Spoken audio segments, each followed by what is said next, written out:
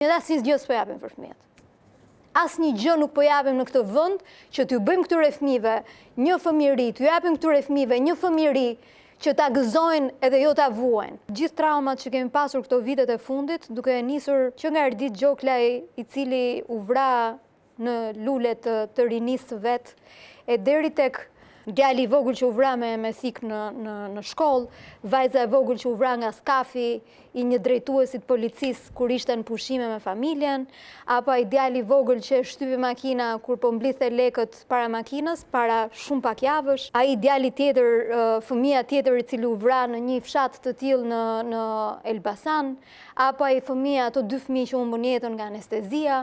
Pra, ne kemi një bilanc i cili tregon se nuk i kemi fëmijët prioritet në këtë vend, në asnjë prej politikave që bëjmë. Ky është problemi i madh që ne kemi që duhet ta diskutojmë, se nuk është kjo një çështje që diskutohet sot për 3 ditë rresht edhe pastaj hajde ta harrojmë edhe të presim rastin tjetër.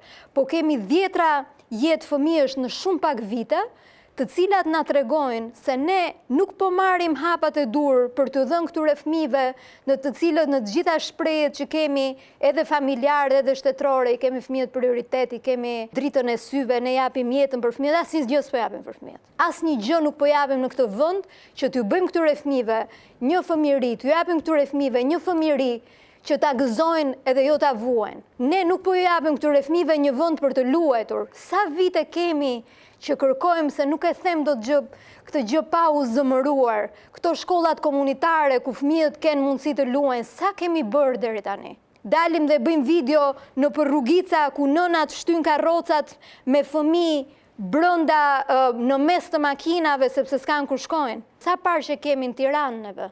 Mos flasim për Durrësin. Në Tiranë sa parqe kemi që të luajnë fëmijët?